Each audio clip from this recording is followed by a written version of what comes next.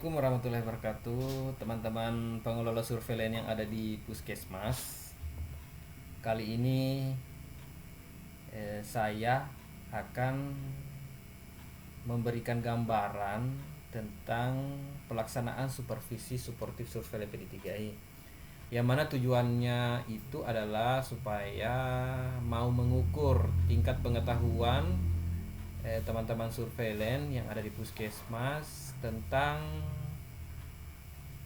surveilan PD3I itu.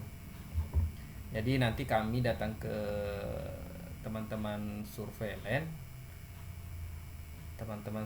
di Puskesmas berkunjung untuk melakukan supervisi. Jadi kami dari surveilan Puskesmas kabupaten akan menanya-nanya teman-teman surveilan Puskesmas nantinya. Dan ini kebetulan ada kegiatan Zoom yang dilaksanakan oleh kementerian. Jadi disuruh tunjuk Puskesmas yang bisa mewakili. Yang lainnya nanti kami turun langsung ke Puskesmas. Cuma untuk bahan evaluasi dari mereka, bahannya mereka supaya dia lihat bagaimana pelaksanaan surveilan PD3 ini Puskesmas. Jadi mereka melaksanakan Zoom. Jadi saya sudah tunjuk ada dua puskesmas yang ikut kegiatan ini. Nanti pelaksanaan Zoom-nya nanti orang sama-sama laksanakan di dua puskesmas itu. Jadi ini sebenarnya kan tampilan kabupaten. Jadi karena Tora mau mengetahui pertanyaan-pertanyaan dan dokumen-dokumen, jadi makanya saya tampilkan di sini di video ini. Ini level pelaksanaan pasti di puskesmas dan provinsi sudah pasti. Ini dari kami di kabupaten saja ini yang tahu puskesmas. Kemudian ini dari kabupaten di sini nanti nama petugas puskesmas yang disupervisi. Kemudian jabatannya di sini ada penanggung jawab surveilan pastinya. Periode data yang digunakan itu pada saat kegiatan supervisi berjalan, yang mana ini kita pakai data di triwulan 1 saja karena ini kan sudah triwulan 2 sementara berjalan. Triwulan 1 boleh triwulan 2. Jadi di sini pertanyaan selanjutnya, ketersediaan petugas, jumlah petugas surveilan apakah 1 atau ada 2, 3 yang melaksanakan kegiatan surveilan di puskesmas. Kemudian daftar narahubung komunitas dalam rangka mendukung penguatan survei berbasis komunitas. Narahubung yang dimaksud sini mungkin kontaknya. Ini ada nomor kontak ya, jadi nanti dicek. Kalau misalnya teman-teman bilang ada, dicek dilihat DP kontak atau daftar narahubung, begitu. Bilang ada berarti dicek ini yang dicek kontak dan daftar narahubung di Excel atau dokumen tertentu. Kemudian ketersediaan anggaran, alokasi anggaran untuk P tersedia atau tidak. Nanti kalau tersedia bilang ya, kalau tidak berarti. Kemudian alokasi anggaran untuk pengambilan spesimen. Jadi kegiatan-kegiatan puskesmas yang kegiatan PD3I yang didanai untuk pengambilan spesimen tersedia atau tidak. Kalau tersedia isi centang di situ checklist. Baru alokasi anggaran untuk pengiriman. Nah, apakah tersedia untuk berkirim? Kalau puskesmas tentunya untuk berkirim ke kabupaten. Tersedia tidak? Kalau tersedia klik tersedia. Kemudian alokasi anggaran pengambilan spesimen carrier tersedia tidak? Alokasi anggaran untuk pengadaan logistiknya ada tidak anggarannya? Baru anggaran yang tersedia untuk mencukupi pelaksanaan program surveillance PD3I. Jadi anggaran kegiatan PD3I ada tidak, baru nanti ditanya juga berapa total anggaran yang tersedia untuk seluruh kegiatan PD3I. Ini semua ini anggarannya semua berapa. Jadi nanti teman-teman kira-kira memang dan disiapkan dokumennya. Kemudian setelah itu diupload dokumen anggaran di sini, RK, AKL, Puskesmas, tahun berjalan. Di sini nanti diisi. Jadi seperti itu. Oke.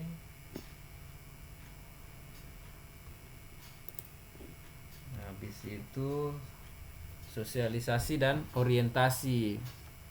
Apakah sudah melakukan orientasi dan sosialisasi surveillance PD3I serta laporannya secara berkala ke klinisi dan tenaga kesehatan lainnya di puskesmas? Artinya torang sudah melakukan orientasi, laporan secara berkala ke klinisi, ke dokter, teman-teman pustu, teman-teman lintas program, begitu. Kemudian lanjut, apakah sudah melakukan orientasi sosialisasi terkait DO PD3I yang berada di wilayah kerja puskesmas? Yang dimaksud itu adalah klinik, balai pengobatan, dokter mandiri, bidang praktek mandiri, klinis, fisioterapi dan lain-lain. Apakah sudah? Kalau sudah ya klik ya. Jika sudah, berapa kali dan kapan dilaksanakan? Turin lagi kapan dilaksanakan, tanggalnya, kegiatannya kapan. Nah, kemudian ini unggah dokumen. Jadi unggah dokumen di sini teman-teman siapkan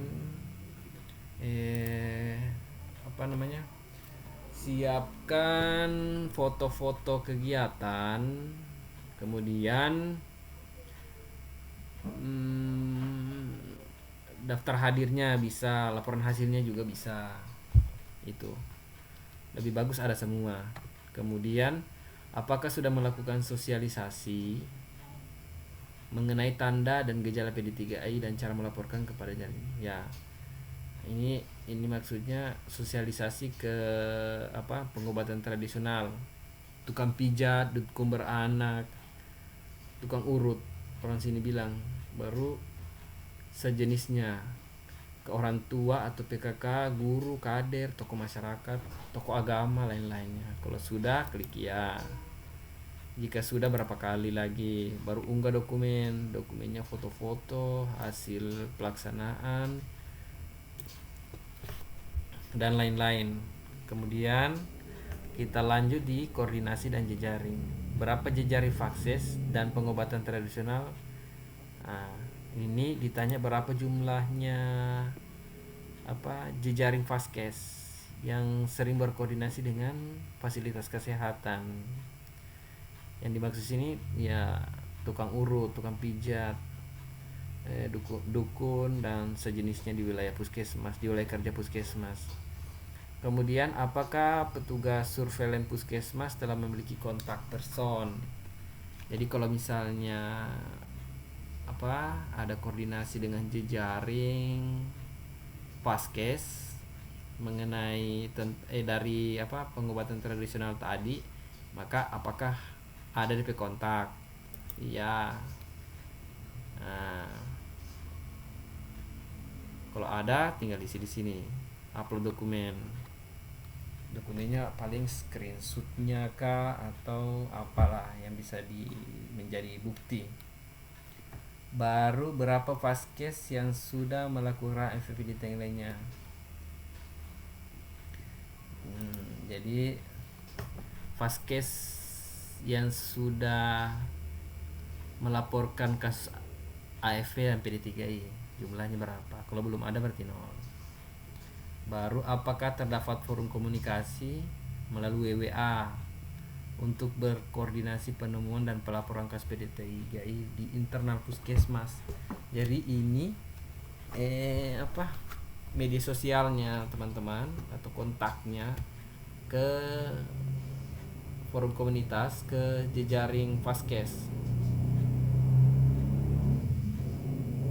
Dan pelaporan kasus PD3I di internalnya Puskesmas. Ini pasti ada WA grupnya Puskesmas. Kemudian forum komunikasi ini forum komunikasi dengan jejaring Vaskes. Ini untuk Puskesmas sendiri, internalnya Puskesmas. Ini untuk jejaring sosial. Kemudian lanjut di monitoring dan evaluasi. Nah, ini pertanyaannya nanti teman-teman jawab.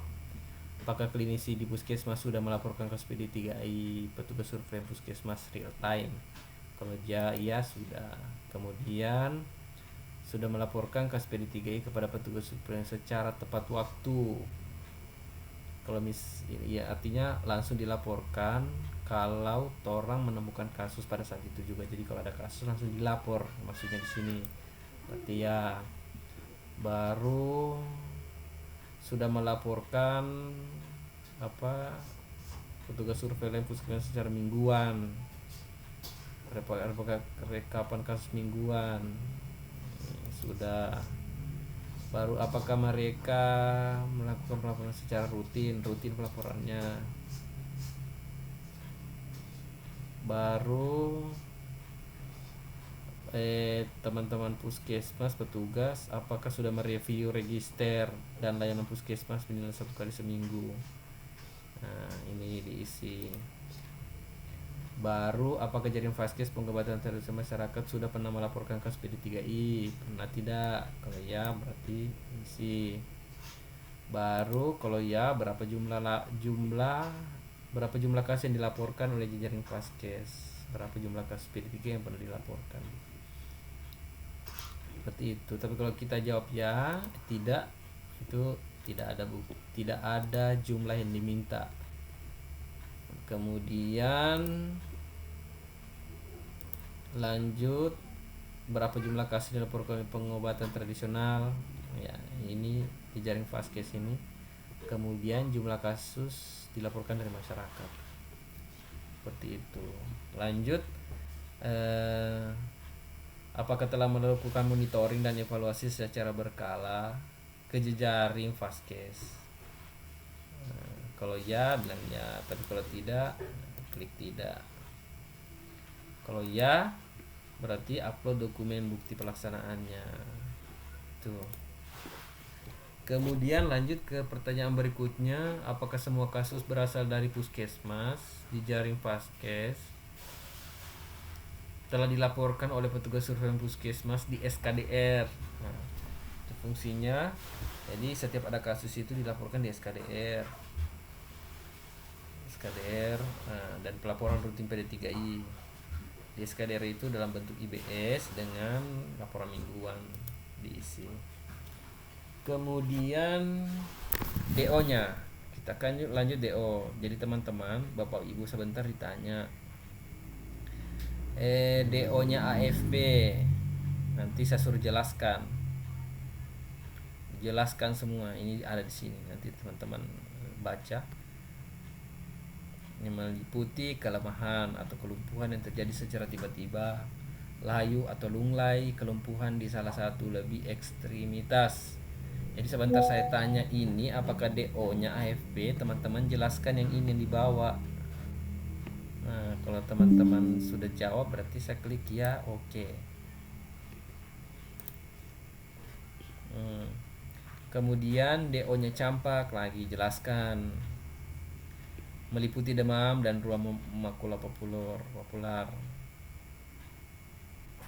Nah, baru kalau misalnya teman-teman jawab dengan benar, saya klik lagi ya.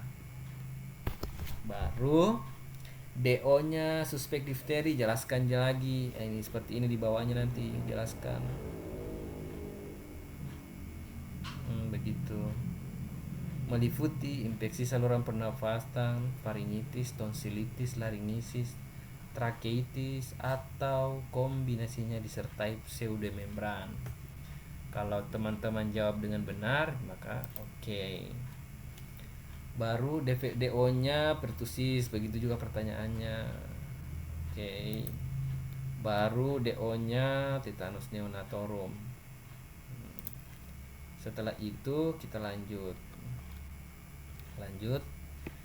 jenis surveillance PD3 yang disupervisi. Ya, sini saya tanya, nanti saya tentang AFP, campak, difteri, pertusis, ya, tetanus. Baru lanjut ke kelengkapan pedoman dan formulir surveillance AFP. Jadi teman-teman, kemarin saya sudah sempat bagikan masing-masing puskesmas itu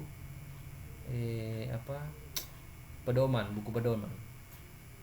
Nah, buku pedoman AFP sudah pernah dibagi. Baru sebentar tunjukkan buktinya mana ada. Baru FP1 formulirnya. Jadi setiap ada kasus, formulir investigasi suspek AFP diisi. Karena kalau tidak diisi FP1-nya, nanti tidak akan diperiksa di lab. Itu dokumen pendukung untuk pemeriksaan di laboratorium. Baru ini KUA 60. Ada tidak formulir KUA 60? Kunjungan 60 hari ini jika ada kasus AFP yang sampelnya tidak bagus atau melebihi hari yang ditargetkan untuk pengambilan spesimen, maka dilakukan KUA 60 hari. Nah, ini materi Q-nya. Nanti materi Q-nya mana? Oke, sudah. Lanjut ke target penemuan dan pelaporan. Jumlah kasus yang sudah ditemukan berapa, teman-teman? AFP ini. Kemudian coba ini ganti ke AFP saja, AFP dan campak saja supaya tidak terlalu banyak ke bawah nanti. Jumlah kasus AFP yang sudah ditemukan, baru kualitas laporan kasus AFP, ya diisi. Ketersediaan logistik, ada pot, ya, plastik clip, ya, parafilm, ya. Kalau tidak ada, tidak. Stok spesimen karir tidak ada di puskesmas. Jumlah kekurangannya jelaskan berapa yang kurang. Kemudian stok cool ice pack tidak ada, kekurangannya berapa. Kemudian refrigerator tidak ada. Kalau tidak ada, klik saja tidak ada. Kemudian campak rubella, pedoman surveillance campak rubella ada pernah dibagi ini. MR01 sudah pernah ada juga, materi Q-nya juga ada. Target penemuan kasus pneumonia campak rubella berapa? Contohnya 5, 4. Target penemuan pelaporan kasus campak rubella. Kalau untuk puskesmas masing-masing 1. Targetnya 1, tapi kalau misalnya bisa dapat lebih dari situ, ya alhamdulillah. Yang intinya kan bukan melihat dari targetnya torang, tapi melihat kesiapannya torang dalam menghadapi hal-hal yang begini. Contohnya kalau misalnya dapat ada kasus, jangan karena melihat targetnya torang cuma 1, jadi torang abaikan, akhirnya terjadi penularan di dalam wilayah kerjanya torang. Jadi intinya kalau setidaknya harus ada begitu.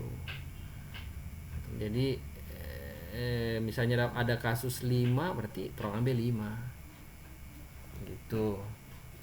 Kemudian kualitas pelaporan,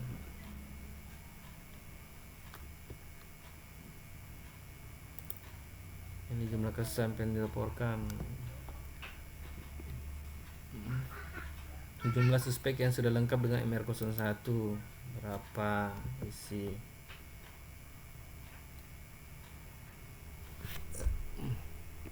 Spesimen yang telah dikirim ke dinas berapa, 2K, 3K.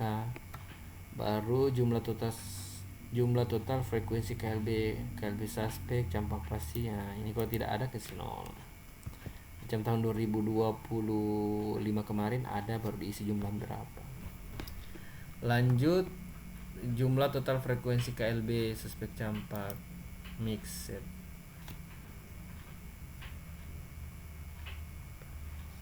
lanjut, kalau tidak ada kasih 0.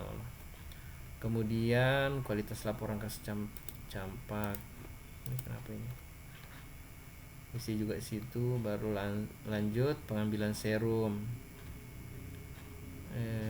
fluid sekali pakai atau sistem tutup merah kuning ada tidak. Ini adanya di kabupaten. Kalau teman-teman puskesmas biasa minta kan. Ini jarum sayap ini tidak ada, biasa tidak ada juga. Vial ukuran ada ini vial ukuran 1,5. Usap tenggorokan tidak ada kayaknya. Swab dakron, kemudian steril spesimen tidak ada. Kantong lanjut tidak ada. Cool box di itu lagi, cool box ada tidak. Ini ada semua di ini di kabupaten. Ada juga yang tidak ada di kabupaten. Kalau tidak ada istilahnya tidak ada. Kemudian terakhir orang bikin DPRTL. Jadi kesepakatan bersama, nanti kesepakatan dari teman-teman dengan saya, nanti orang bikin rencana tindak lanjut. Jadi apa yang mau dianukan teman-teman, rencana tindak lanjutnya penemuan kasus PD3 ini di wilayah kerja puskesmas apa begitu, puskesmas Banggai atau yang lainnya. Baru orang diskusikan sebentar mengenai trompet temuan-temuan ini kenapa tidak ada, ini kenapa begini, ini kenapa jumlahnya sekian begitu. Tentu diskusikan nanti, baru tuangkan dalam tabel ini. Saya tuangkan dalam tabel ini. Kemudian identifikasi permasalahan. Identifikasi permasalahan yang terjadi. Kemudian setelah selesai kita kirim, submit, sudah terkirim.